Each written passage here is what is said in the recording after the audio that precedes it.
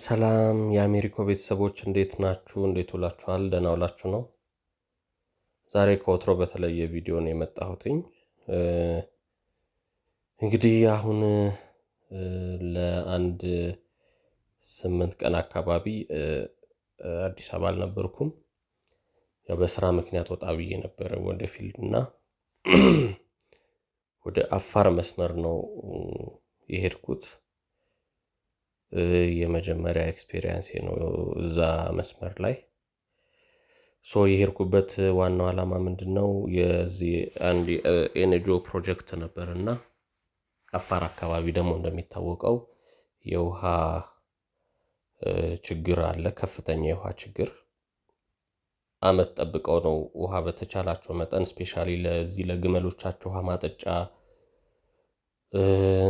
እንደዚህ ለመስኖ ምናምን የሚጠቀሙት አንድ ክረምትን ጠብቀው ነውና ለሱ ፕሮጀክት ኩሬ ለመስራት ነው። ሰፋ ያለ ኩሬ፣ በጣም ትልቅ ኩሬ ነው እና ያው እንደምታዩት ወደ ውስጥ ከዋናው መስመር ወደ ውስጥ ገብተን ነው ስራውን የምንሰራው። አሁን እየሄድን ያለነው ቦታው ላይ የቦታ ርክክብ ሊደረግልን ነውና በተቻለ መጠን በፍጥነት በጣም ባጠረ ጊዜ ውስጥ ስራውን ጨርሶ ለመውጣት የተሰጠን ቀን አንድ ወር ያልሞላ ጊዜ ነውና አንድ ወር ባልሞላ ጊዜ ውስጥ ማጠናቀቅ ግዴታችን ስለነበረ እሱን ለመስራት ነው አሁን እዚህ ቦታ ላይ እየተገኘን ያለነው። አሁን እንደምታዩት ከፊት የአካባቢው ዋና ሊቀመንበር ወደ ቦታው እየወሰደን ነው። የሚገርመው ነገር እኔ እንደዚህ አይነት ጫካ ውስጥ እገባለሁ ብዬ አላሰብኩም። ኖርማሊ በጣም ከፍተኛ ሙቀት ያለበት ቦታ ነው። እሳት ነው፣ በጣም እሳት። አዋሽ 7ን አልፎ ወደ ቦርደዴ መስመር ላይ ነው ቦታው። በእርግጥ 3 ፕሮጀክቶች ናቸው የነበሩት በተለያየ ቦታ፣ አፋር፣ ኦሮሚያና ሶማሌ ነበረ የነበረው። አሁን ይሄንን ቦታ ውሃ እንዲቋጥር ነው የተፈለገውና በጣም ትልቅ ሰፊ የሆነ ቦታ ነው። እሱም ቦታ ውሃ እንዲቋጥር ለማድረግ የታሰበ ነገር ነው። ቦታውን ያው ልኬቱን ስኬት መሆን እንዳለበት አጀስት አድርገን ያው ወደ ስራ ለመግባት ነው የታሰበው። ዞሮ ግን ከቤተሰብ ርቆ መሄድ የፈለገ ነገር ይሁን፣ ምንም አይነት ኮንዲሽን ውስጥ እንሁን፣ ጸብ ውስጥ እንሁን፣ ደስታ ውስጥ እንሁን፣ ከቤት ሲወጣ ከፍተኛ የሆነ መጨናነቅ፣ ማሰብ፣ ብዙ ነገር ይሰማልና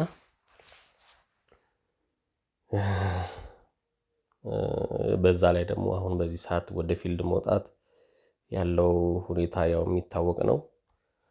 ብቻ የተደበላለቀ ስሜት ውስጥ ሆኜ ነው ወጥቼ ነበረው።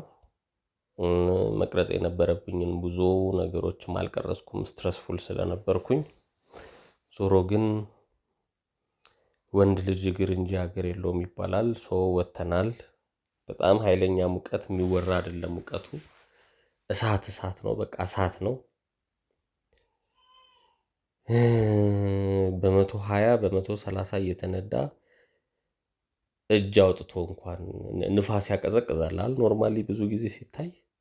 እዚህ ግን የበለጠ ነው እንደውም የሚያቃጥለውና እኔ እንደዚህ አይነት አየር ንብረት አይቼም ሰምቼም አላቅም እና የተለየ ነው። በጣም በጣም በጣም የከበደ ነገር ሙቀቱን ረዚስት ማድረግ አልቻልኩም። ስፔሻሊ ይሄ ደግሞ ገና በቃ የመጀመሪያው ቀን እንደሄድን ቀጥታ ወደ ፕሮጀክቱ መረከብ ነው የሄድነው። ሆቴል ራሱ ሰው ነው ይዞ የጠበቀን የነበረው። ዞሮ ግን ያው በተቻለ መጠን ስራውን ጨርሶ ለመውጣት ስለታሰበ የተደረገ ነገር ነው። ስለሁሉም እንግዲህ ከቦታው ተመልሰን አሁን ደግሞ ወደ ሆቴላችን እየሄድን ያለነው ያው ራሴን በዚህ መንገድ አይቼውም ስለማላቅ ነው መሰለኝ 10 ራሴን አየዋለሁ። ያለ ባል አይገልጸውም። ኤሲ ተከፍቷል መኪና ውስጥ። ዞሮ ግን ኤሲም አይደለም ምንም አልተቆጣጠረውም። ይሄን ይመስላል እንግዲህ የሚቀጥለው ቀን ደግሞ እንግዲህ ስራውን በሌሊት ነው የሚጀምረው የምናስጀምረው። በሌሊት ለመንቀሳቀስ ትንሽ አስቸጋሪ ነው ለኛ ደግሞ ለመጤዎቹ። ዞሮ የሚሆነውን እናያለን። በዚህ ጉዞዬ የተለያዩ ነገሮች ኤክስፒሪየንስ አድርጌያለሁ። ኦቨርኦል ምንድነው ቋንቋ በጣም ምን ያህል አስፈላጊ እንደሆነ ተረድቻለሁ። ለመግባባት ማለት ነው። በስራው ላይ የተለያዩ ከፍተኛ ችግሮች ገጥመውን ነበረ። ከነዚህም መሃል እንግዲህ የፕሮጀክት የሀሳብ መለዋወጥ ነበረ። በተለያየ ምክንያት ህብረተሰቡ እንዲህ ነው መሆን ያለብኝ ይላል። እኛ ደግሞ ከአሰሪው ድርጅት ጋር ተነጋግረን የነበረው ሌላ ነው። በዛ መሰረት ይዘናቸው የገባነው ማሽኖች ማውጣት ያልቻለበት፣ ይዘናቸው የገባነው ሲኖትራኮች ይዘን መውጣት ያልቻልንበት ነበረ። ከዛም አልፎ ተርፎ ደግሞ መሳሪያ አውጥተውብን መንቀሳቀስ እንደማንችል ተደርገን ነበረ። ገንዘብ አላስፈላጊ ገንዘቦች የተጠየቅንበት የተዋሸንበት ነገር ነበርና በጣም ከፍተኛ ችግር ያየንበት እንቅስቃሴ ነበረ። በተቻለ መጠን ግን ያው አብዛኛው ነገር በጥሩ ሁኔታ ለማለፍ ተሞክሯል።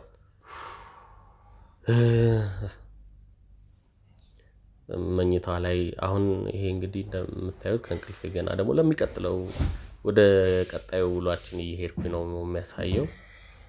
ወደ 3 ቦታ ስለሆነ ፕሮጀክቶቹ 3ቱም ቦታዎች ላይ በተቻለ መጠን ቶሎ ጨርሶ መውጣት ነው ያለው አማራጭ የነበረው። ምክንያቱም ከቀን ቀን እዛ በቆየን ቁጥር የተለያዩ ፈተናዎች እየገጠሙ ስለነበረ ማለት ነው።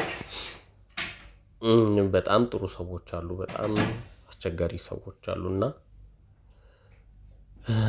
ከባድ ነበረ። ባይ ዘ ዌይ አፋር ውስጥ ኤሲ ሳይከፈት ለመንቀሳቀስ በጣም ከባድ ነው። ዞሮ ግን አብዛኛውን ፕሮጀክቶች ጨርሰን አሁን ወደ የመጨረሻውን ነው አሁን እቺ በቃ ወደ አዲስ አበባ የምመጣባት ሞመንት ነበረች። ደስታዬም ያው እንግዲህ እዚህ ጋር ለመመለስ በጣም ከመቸኮሌ የተነሳ በደስታ ነበረ እየወጣሁ የነበረው። እና ወደ አዲስ አበባ ለመመለስ እንግዲህ እንቅስቃሴ ያደረግንበት የመጀመሪያዋ ቀን ነች። ደስ ብሎኛል በጣም። አዲስ አበባም ስገባ የሚጠብቀኝ ነገር እንግዲህ ጥሩ ነገር ነው ብዬ ነበረ። ለዛም ይሆናል እንግዲህ ይሄ ነገር የተሰማኝ። ወደ አዲስ አበባችን ገባን። ያው ካሜራም ተበላሽቶብኝ ነበረ። ብዙ ነው ኤኒዌይስ እኔ አሁን እዚህ ላይ እንዲህ ነው ብላችሁ ብዙም በምስል የተደገፈ ነገር ስለሌለ ምንም ለማለት አልቻልኩም። አንዳንድ የተወሰኑ ነገሮች ይዣቸው የመጣሁት ነገሮች ነበሩ። ባይ ዘ ዌይ አሁን 17 19 ቁልቢ ገብርኤል ስለነበረ መንገዱ በጣም ከፍተኛ የትራንስፖርት ጫና ነበረው። አደጋዎች ነበሩ፣ መንገድ ይዘጋጉ ነበረ። ፍተሻው ከሞላ ጎደል ነበረ። በእርግጥ የኛ የያዝነው የንጆ መኪና ስለነበረ ብዙ ፍተሻ አልተቸገርንም። ዞሮ ሰላም ሰላም፣ እንዴት ናችሁ ውዶቼ? ሁሉ ሰላም፣ ስራ፣ ህይወት እንዴት ይዟችኋል? እኛ ጋ በጣም ቆንጆ ነው፣ እግዚአብሔር ይመስገን። እንዴት ናችሁ እናንተ? እኔ በጣም ደህና ነኝ። ክረምት እንዴት ይዟችኋል? ክረምቱ ትንሽ አሁን ላይ ትንሽ ዝናብ ምናምን እየመጣ ነው፣ ደስ ይላል። በእርግጥ ክረምት እንዴት ናችሁ እናንተ? ያው ዛሬ እንግዲህ ናፍ ከአንድ ሳምንት በኋላ ወደ ቤቱ እየመጣ ነውና ምግብ ሰራርቼ ነበር እንዳቅሜ ቆንጆ አድርጌ ለመስራት ሞክሬያለሁኝ። ያው ስጋ ነገር ስለሚወድ በብዛት ስጋ ነገር ነው የሰራሁትኝ እና እንዴት ናችሁ እናንተ? ያው ሰሞኑን የነበረውን ነገር በደንብ ታውቃላችሁ እና ፊልድ ወጥቶ ነበር። እሱም በጣም ብዙ ነገር አሰብኩኝ እውነት ለመናገር ማርያምን ነው የምላችሁ። በጣም እዛ ብዙ ከባድ ጊዜ ነበረ። ሳምንት ሳይሆን ከሳምንት በላይ ረጅም ጊዜ ለሚኖር ሰው በጣም ነው ያዘንኩት። ማርያምን ነው የምላችሁ። የፊልድ ህይወትን በትንሹም ቢሆን አይቼዋለሁኝ እና በአጭሩ ምንድነው ይቅርታ ላደርግለት አስቤያለሁ። አንድ እድል ልሰጠው አስቤያለሁኝ። ይሄንን ያሰብኩት ያው ሰራርቼ የሚጠበቅኩት ይሄን አስቤ ስለነበር ማለት ነው። ምን እንደሆነ ታውቃላችሁ? ብዙ ብዙ ብዙ ዋጋ ነው እየከፈለልን ያለው እስከዛሬ ድረስ ለካ። ምክንያቱም ስንት ጥይት ስንት ነገር እየተደቀነባቸው ነው። ስንት በረሃ ላባቸው እንደዛ እየተንጠፈጠፈ እስከዛሬ ድረስ ቪዲዮ ቀርጾልኝ አያውቅም ነበር። እኔም አሁን ነው ቪዲዮውን ሳየው በጣም የደነገጥኩት። ይህን ያህል ዋጋ እየተከፈለልን ነው እኛን የተሻለ ህይወት ለማኖር ይህን ያህል ዋጋ እየከፈለልን ነው ይሄ ሰውና በጣም ደስ ብሎኛል። ከምንም በላይ በሰላም ወደ ቤቱ መምጣቱ በራሱ በጣም ትልቅ ነገር ነው። አደጋዎች ነበሩ ምናምን ብዙ ነገር ያን ሁሉ ነገር የሰማሁት ደግሞ አብረውት ሄዱ ጓደኞቹም ነበሩ ምናምን ብዙ እያወራን አልነበረም። ልክ ያንን ነገር ከሰማሁ በኋላ ነው እኔም ደንግጬ ነገሮችን ማስተካከል የፈለኩት ማለት ነው። አንዳንዴ ክፉ ነገር ሲመጣም ነገሮች ለካ መስመር ይይዛሉ እና በጣም ነበረ ያስደነገጠኝ። ግን እግዚአብሔር ይመስገን እንኳንም በሰላም ለቤቱ በቃልኝ። የልጄ አባት ነው። የፈለገ ነገር ቢሆን መጥፎውን አልመኝም፣ ጥሩውን ነው የምመኝለት እንጂ መጥፎ ነገር እኔም አልመኝለትም። ዞሮ ነገሮችን ያስተካክላል ብዬ አስባለሁ። አላቅም አሁንም ቢሆን ግን ደግሞ እኔ አንድ እድል ልሰጠው አስቤያለሁ እንደነገርኳችሁ ነገሮችን ለማስተካከል ቤቴን ጥሩ ለማድረግ። እስቲ ደግሞ ከመጣበት እዛ ከነበረበት ነገር ሲመለስ አሁንም ፊቴን አጥቁሬ መጠበቅ አልፈለኩም ነበር። ለዛ ነው ምንም ነገር የኋላውን ነገር በሙሉ ረስቼ ራሴን እንደ አዲስ ፈገግ ብዬ የቻልኩትን ያህል ሰርቼ ነው የጠበቅኩት። ማዬም በጣም ናፍቃ ነበረ። እናንተም እስቲ ኮመንት አድርጉልኝ። አንድ እድል አይገባውም ትላላችሁ? እንኳን ደህና መጣ። እንኳን ደህና ቆየሽ። እንኳን ለቤት አበቃ። እሺ እውነት በጣም ደስ ብሎኛል። ከምንም በላይ የነበረውን ነገር ተነጋግረን በመፍታታችን ደስ ብሎኛል። ሲቀጥል ደግሞ እንኳን ለቤት አበቃ። ከዛ ሁሉ ውጣ ውረድ አልፈህ ቤት መምጣት እራሱ ቀላል አይደለም። በልብ አይቼዋለሁ፣ የፊልድን ነገር በልብ አይቼዋለሁ እና እናመሰግናለን። አመሰግናለሁ። እኔ በተለይ በጣም አመሰግናለሁ የእውነት ማለት ነው። ለእኛ የተሻለ ህይወት ብለህ ይሄ ሁሉ መስዋዕትነት እንደምትከፍልልኝ አይቼዋለሁ እና ከምንም በላይ እንኳን በሰላም በቤት አበቃ። አሜን አሜን አሜን አሜን። አመሰግናለሁ። እኔም ደስ ብሎኛል። ያው ለካሜራ እንደሆነ ነው የምናወራው ረጃው ነው ስለሆነ እንኳን ደህና ቆያችሁኝ። በጣም ናፍቃችሁኝ ነበር እውነት ለመናገር። ለካ ከራቅ ሲባል ነው በእጃችን ላይ ያለ ነገር እንደቀላል የምናየው እና በደንብ ራቅ ስትይ ደግሞ ሁሉ ነገር ይገባሻል፣ ቫልዩ ይገባሻል እና ማየም ናፈቀችኝ፣ አንቺም ናፈቅሽኝ። እንደገና ደግሞ እዛ ትንሽ ከባድ የነበረበት አጋጣሚ ነበረ። እሱን አልፈን እንግዲህ እዚህ ደርሰናል። በጥሩ ሁኔታ ተቀብለሽኛል። በጣም ነው የማመሰግነው። በጣም ነው ደስ ያለኝ። ስለሁሉም አመሰግናለሁ። እኔም ስለበላህልኝ አመሰግናለሁ። የተሰራ ነገር ከባድ ነው። ከመንገድ መተሽ ምናምን ይደክማል። ትንሽ አስቸጋሪ ነው። ኤኒዌይስ ደስ ብሎኛል። አመሰግናለሁ።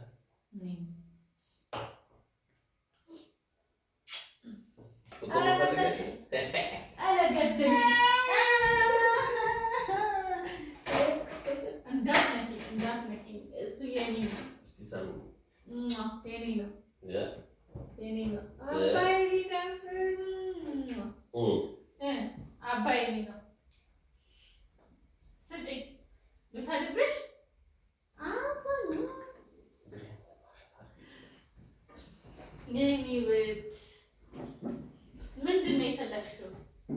እሺ ነይ እኔ ጋር። ይሄ አንቺ ነኝ የፈለግሽው? እንዴት ነው ድካሙ? ቀለል አለ አይደለ?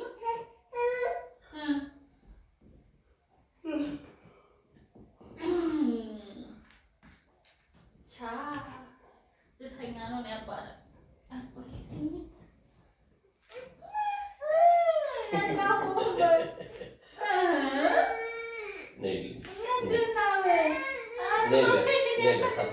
አይቻልም። ለምንድን ነው መታቀፍ አልፈልግም እንዴ? እንዴ አባቴ